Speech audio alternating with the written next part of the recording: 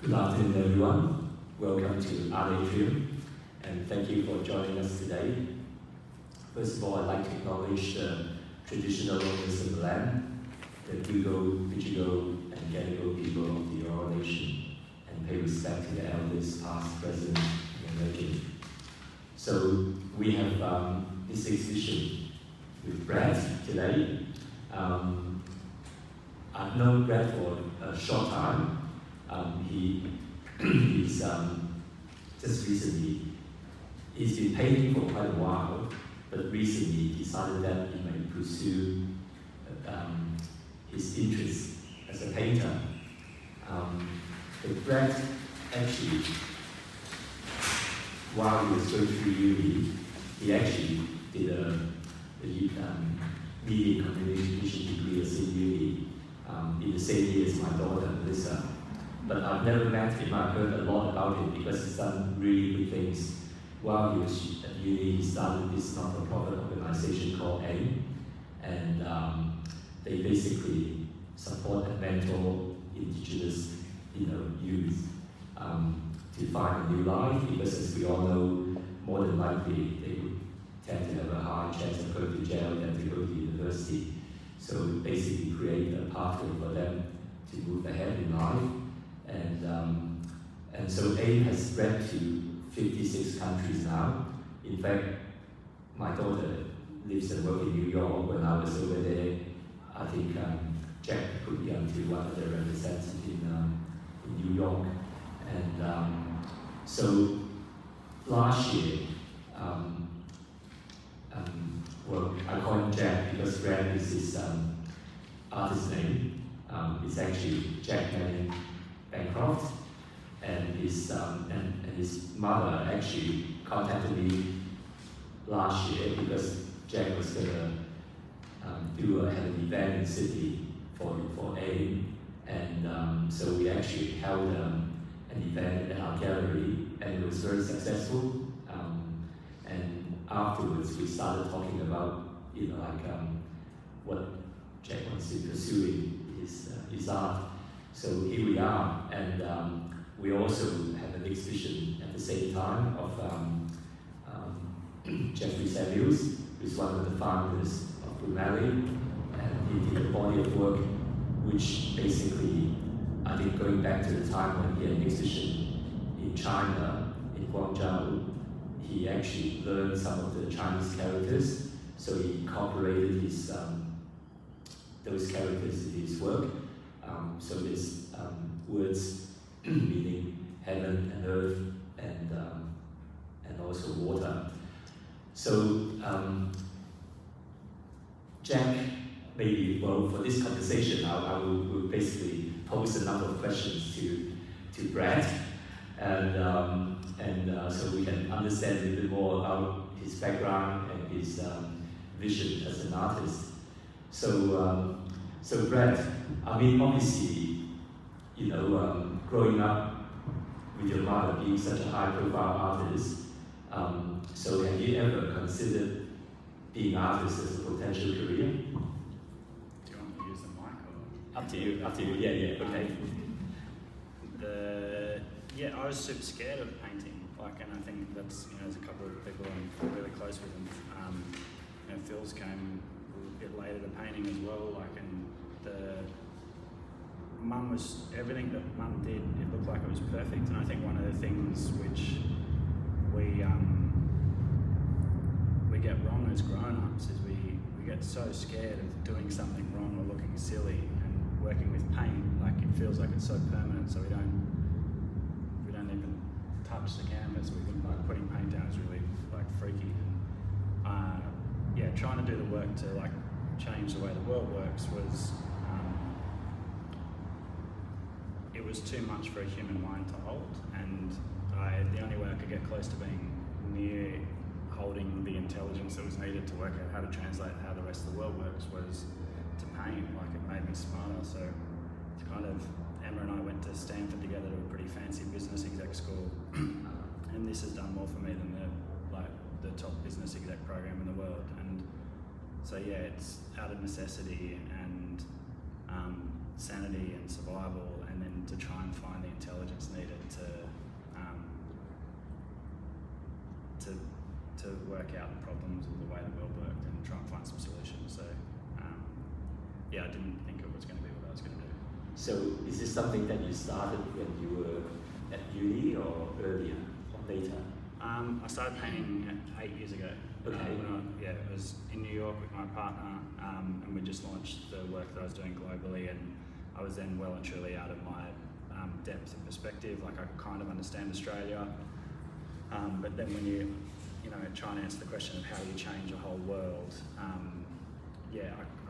I had design limitations, and so I started drawing a little bit, and then after I did my first drawing, my partner put it up, framed it and put it up on the wall, and then since then it's kind of gone from really tiny drawings to like moving out, and with the pressure of the pandemic, I was like, I did about 300 paintings in a year. Wow, okay. Just sort of poured out. That's good.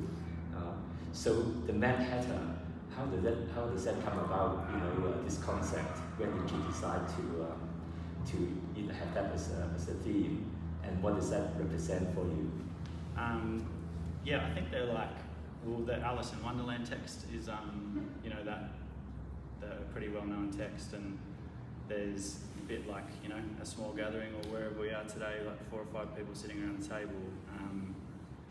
Actually learning, like, there's a period in my life when I'd be really worried about the empty seats, and how that affected my status and whether I was worthy and whether I had value. But I've actually learned, and what the Mad Hatters have taught me is, if you're in a space where someone's talking about ideas, that's as good as it gets. Yeah. And if you're trying, if you're exploring, if you're trying to find a way to connect, then if you're ever at a table with a Mad Hatter, like, that's it. Don't try and chase the glory. Don't try and chase something else. Don't think about what's not there, because if you run away from that table, the Queen comes and chops your head off.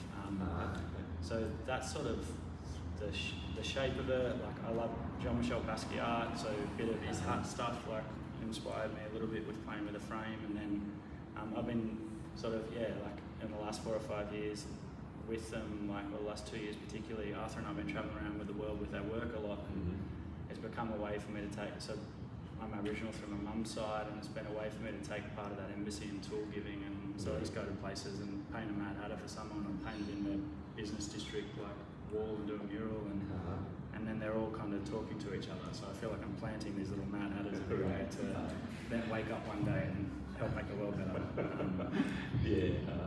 So with each work, they're slightly different.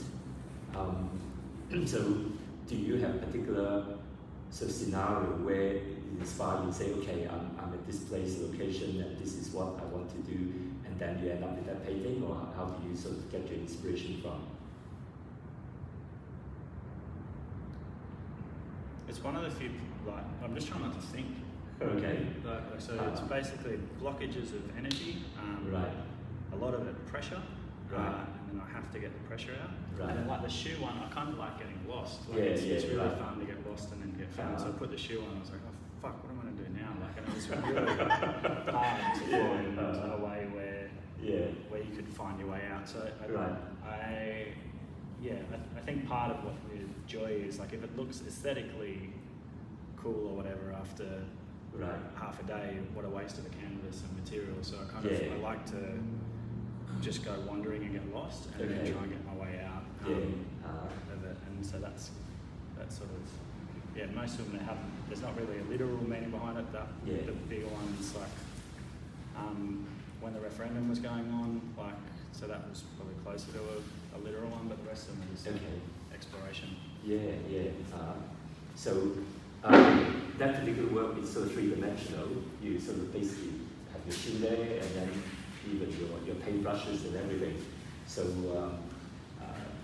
it's something that's sort of fairly spontaneous, you decide to do, or you already sort of come up with the idea, okay, that's what I'm going to do. I just felt like people were walking all over me at that moment. And I was just feeling this pressure of being walked all over. And I had a shoe there, and I was like, well, why don't I just put this shoe on a canvas to remind me that people can't, like, not to let people walk all over me, but to try and work with the energy of the shoe kind of going and trying to stomp at me and go, okay, you thought you could get me, but now it's on a painting.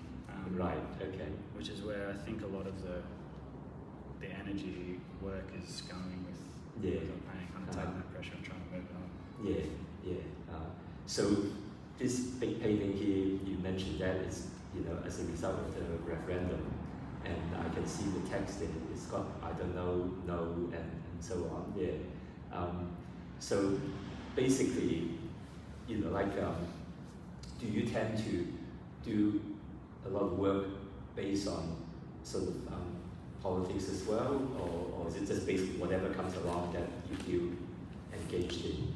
No, I think try to be out of politics as much as possible. Yeah. I spent a lifetime very close to very serious politics in lots of arenas, and I don't know if that changes things. I think we kind of fight.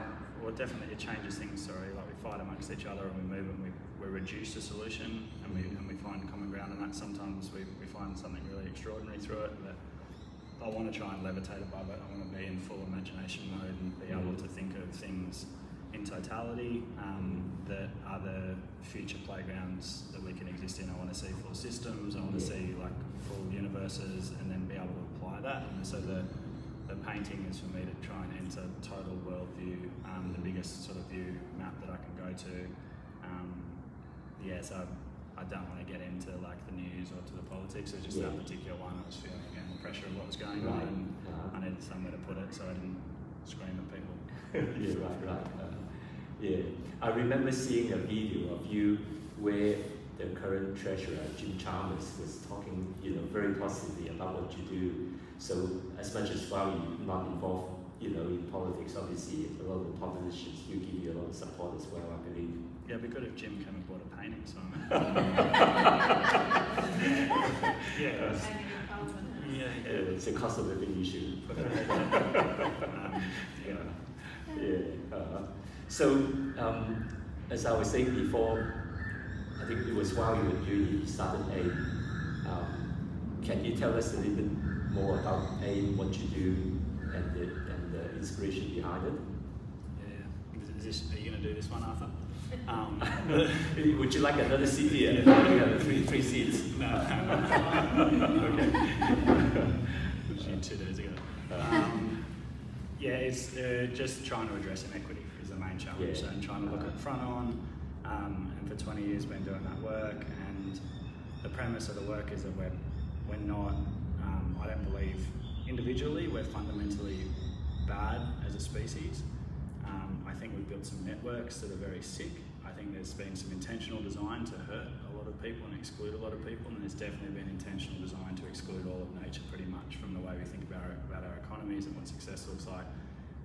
So at 19, I tried to work out how we could address the network challenge by trying to hatch bridges between people that wouldn't usually be together, that have been intentionally separated by policies of apartheid and things that we've seen, over a couple hundred years of 5 colonial empires doing their thing.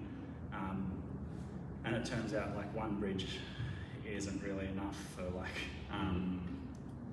to really shift the game of inequity. You kind of end up with a little bit of people relating well, but then the macro value system is still kind of playing from what we've inherited. So we've rapidly tried to work out how we could plug as many nodes in from people inside and outside the margins and just create this disruptive ecosystem in the healthiest way that allows us to have a nucleus to reorient how we relate to each other and relate to all of nature. And so we're trying to see if we can be one of the groups that works on those solutions by that very simple design principle of unlikely connections of people getting together that wouldn't usually be together, and then working together, and then trying to work out how you multiply that to then play a viewpoint where you are addressing the biggest problems and you're not in the muck of the day-to-day. So that's kind of the broad shapes of it. The fun short stuff is we made a digital country as the alternative to Facebook in the last 2 years, and so that feels like that could be something really extraordinary and something that's never been done before. And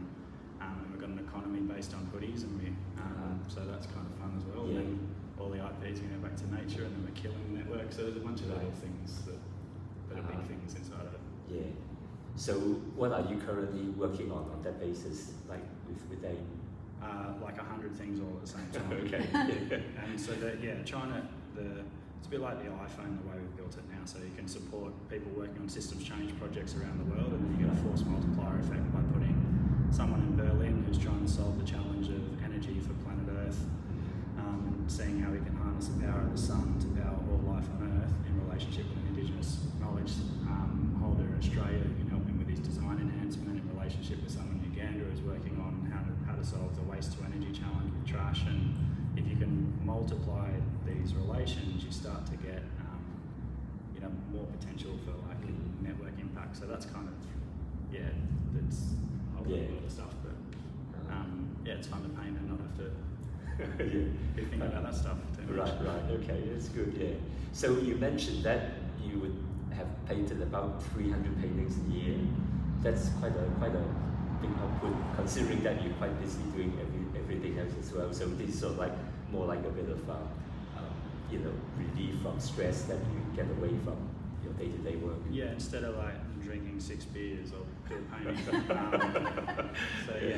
It feels like it's all interconnected, and I think that's one of the challenges with how we've shaped where intelligence sits is we think if we're a CEO or a leader or a prime minister or a treasurer, that we shouldn't be an artist. And in fact, artists have always led the beginning of ideas, always led revolutions, always given us the insight of what's coming next, because we're translating and touching the biggest notes and putting it into a form that sometimes can't actually touch words yet. But we know it's something from the past, and we know it's something connected to the future. And I just want to be like, my job's to be a CEO. Like in my day job, the smartest I can be is being an artist. Like, it's not being a business operator, it's not running the Harvard or Stanford game plans. It's being an artist and having an imagination mindset. And so I think that's just like, I want it to be embedded in what we do in the same way as having a relationship with nature is embedded in how we live. And I think that's just a smart way to lead. So we've got all our team paint, like our one L&D for our team at AIM is like a learning and development, they all have to do a painting once a quarter. The rest we can look at. I think currently you have this program, is it Imagination? Or and you have a time span for it, is that right? How many years again that you want to finish? We set a death date for it a year and a bit ago, so we've got a 10-year life cycle of this digital country. Right. And part of the insight we were sort of searching for was you look at what's happened to Facebook, and even if they had the best intentions, there's a certain point where something gets out of control because it goes beyond its natural life cycle. And I don't think we should have organisations called perpetual. I don't think we should have never-ending like empires. And if you look outside of the trees, like everything dies and regenerates, and it's all natural. So part of what we wanted to try and do was set a death date to then intentionally work on tools so we could leave the knowledge behind, leave the ecosystem, like generate a really rich ecosystem and ecology, and then do what happened to create Earth, which is then blow it up and create stardust, and then a planet can come, and many planets and things can come out of it. So, but obviously, AIM will still keep going. Is that right? That's basically that's all part of that. Yeah, we basically think every organisation should have a death date on the planet. Okay. So we'll be coming to you saying when Atrium is going to have its death date. Right. Okay. But, So on that basis, I know it's a bit further down the track. Still got 8.5 years to go. Do you have a vision of what you think you may do after that? I sort of spent I was nominated for Young Australian Year at 24, and was the youngest person in Australian history to get an honorary doctorate, and got all these awards in my 20s, and was always trying to think about what was next, and had 3-year personal business plans and life plans and everything, and that's what painting has taught me. I just want to let it go. I can feel it.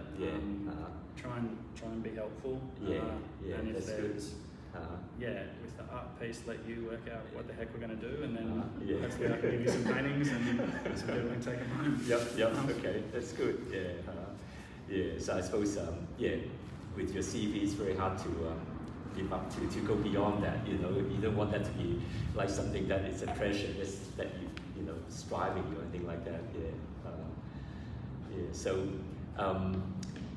at this point in time, I'd like to open up to any questions from the floor. Would anyone like to ask any questions? So it's all very self-explanatory. Yeah. John. I'm just thinking. Oh, sorry, I forgot my question. You actually asked me a question about. Oh yeah, there's one. There's some issue where we do it. Where did the black lines come from? The black lines. Right out, mostly. Outlines of all your figures. When did you start putting them? 2 years ago. Yeah. Have you seen Pascal or someone like that? Yeah. That's what you did. Yeah, I saw. I really liked him. He was someone that I just loved, like when I was living in New York. And yeah, I had all of these like really big, energetic kind of abstract backgrounds, but I didn't know what the frame or the world was. And then I just thought maybe I would play with this hatted character, and then the Mad Hatter was like, oh, maybe that's where it's coming from. So you don't have to be in New York to do that. Yeah. No, it was good. I'm doing it all over the world. in Bellambi. Yeah. So that's where it came from. Yeah. Jackie. Apart from Basquiat, are there any other painters or work in other artistic fields that really interest you and help you with defining what you're doing yourself? Yeah, I think I love Hilma af Klint, and I was lucky enough to see her in the Guggenheim, and she, would have predated the Expressionists with the work that she was doing, but she basically stayed with this kind of conservative work that she was doing, and left all this amazing, crazy, like portal work in her storeroom, and said to her family, don't release this until 20 years after I'm dead because the world's not ready for it yet. And then wrote a note saying one day I think it should be exhibited in this like circular museum, and going through and seeing that in the Guggenheim and just thinking about the intent of exploring ideas and energy and then storing it and not needing an immediate payback for that. I think that was a really big lesson for me, and then Mum, we didn't have a dining room table or anything, there was paint everywhere, so there was always colour in our life, and so I think the natural, like white walls are kind of freaky for me, but like a colourful world kind of makes me just feel stable, and so I think colour from Mum has been really important, and then I just like anyone who's trying, that's what's fun, playing and hanging out with artists, especially the ones who are supportive, like it's just everyone's very encouraging to just explore and support each other in that exploration, because we're all a little bit lost the moment we put something down on paper, I think. Did you ever learn painting from your mum, or it's all self-taught? Like a lot of it's self-taught, but lately, I'll share a photo or something and she'll go, that's interesting, and I'm like, okay, so I can't, I know when I don't have it, and I know when the reaction comes back where she's like, oh, that's actually a decent painting. Right. Okay. Yeah. Or she'll say, stop painting, and then stop painting. Right. Yeah. Okay. What did she say when she saw the shoe? She didn't really say. She just had a laugh last week. Yeah. She had a time. How do you know when, given creativity, especially for you, such a continuum, how do you know when a painting's finished? What is it for you? Is it a feeling, or is it you've had enough of that particular thing, or how do you know when you're finished with it? Yeah, just kind of, it's I think it's probably the lesson. Like this morning we were out in the country with this old uncle, and I talk about like the details of what we were doing, but part of it is just tuning into to listen, and they're alive, like writing's alive, or like I work with puppets and they're alive, and so if you just listen, then it's just there. You know when you don't have it, and then you know when you've overpainted it. You're like, oh, I lost it. Yeah. So just listening. Okay. Yeah. Jack. Hi, Arthur. Nice to see you. I've seen you do all these paintings and seen him sit in another room, and to see him on the wall now is,